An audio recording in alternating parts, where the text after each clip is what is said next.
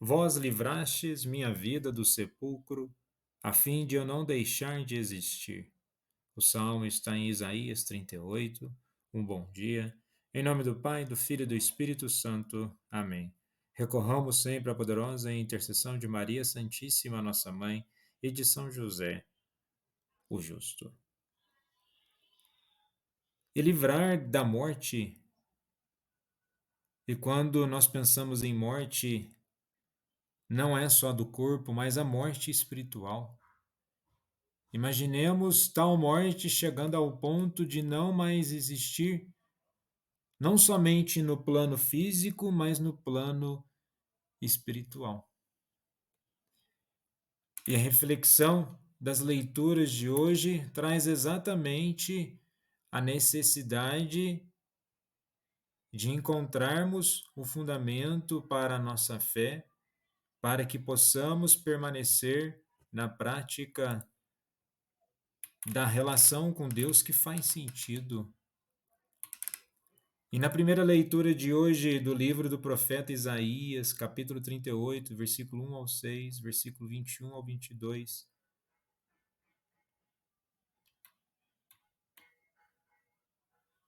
E depois, versículos 7 e 8, temos a história de Ezequias, que nos oferece uma profunda lição sobre a oração, a fé e a intervenção divina. Ao enfrentarmos nossos próprios desafios, podemos nos inspirar na confiança de Ezequias e na certeza de que Deus ouve e responde às nossas súplicas, muitas vezes de maneiras que vão além de nossa compreensão. Também vai além de um único momento. Pode ser que estejamos esperando a resposta de Deus como algo muito singular, dado em uma resposta isolada na vida, mas em várias circunstâncias e na dimensão de uma possibilidade de resposta. Nesse sentido, o que podemos ver na postura de Ezequias? Ele enfrenta uma doença mortal e o profeta Isaías anuncia que por de fato ele morrerá. E diante dessa notícia, Ezequias se volta para Deus em oração sincera e fervorosa, lembrando a Deus de sua fidelidade e devoção. E isso nos ensina a importância de buscar a Deus em momentos de crise, sendo honestos e transparentes em nossas súplicas.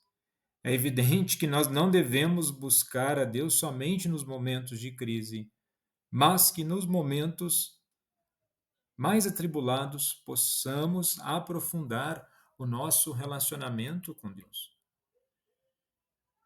E nos versículos 4 e 6, veremos que Deus ouve a oração de Ezequias e, movido por sua compaixão, decide acrescentar 15 anos à vida do rei.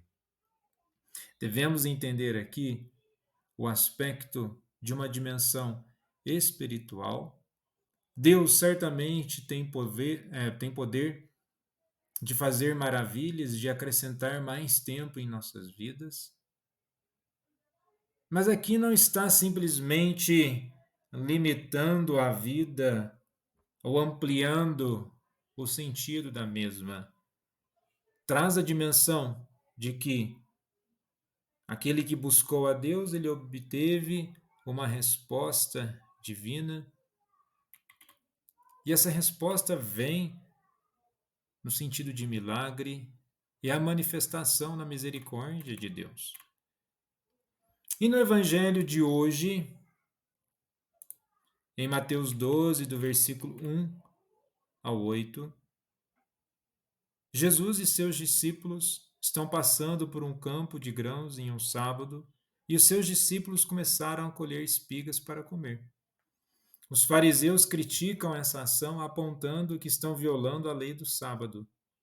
E Jesus responde-lhes lembrando-os de exemplos do Antigo Testamento, como Davi comendo os pães da proposição, conforme podemos ver no primeiro livro de Samuel, capítulo 21, do versículo 1 ao 6. Para ilustrar que a necessidade humana pode transcender a rigidez da lei. Da mesma forma, nós podemos ver que Deus quer a misericórdia sobre o sacrifício em Oséias 6, do versículo 6. E ao dizer isso, não está aqui balizando ou relativizando a lei ou a necessidade da importância da observação dos preceitos divinos. Mas os discípulos tão somente estavam pegando algumas espigas para matar a fome. Eles não estavam trabalhando e não fugindo do repouso. São ações diferentes, mas os fariseus colocavam tudo no mesmo plano e censuravam Jesus. E muitas vezes isso pode acontecer de que, ao olharmos para a religião, assim como outras dimensões da prática religiosa, esqueçamos da verdadeira essência daquilo que é seguir Jesus. A misericórdia. O sacrifício faz parte da nossa caminhada, mas há uma dimensão para o sacrifício, assim como a dimensão para a misericórdia, entendendo o verdadeiro sentido do que é o seguimento e a observância da lei. E tal lei é fundamentada no sentido do amor, justiça, fraternidade e conversão. Jesus, manso e humilde de coração, fazei o nosso coração semelhante ao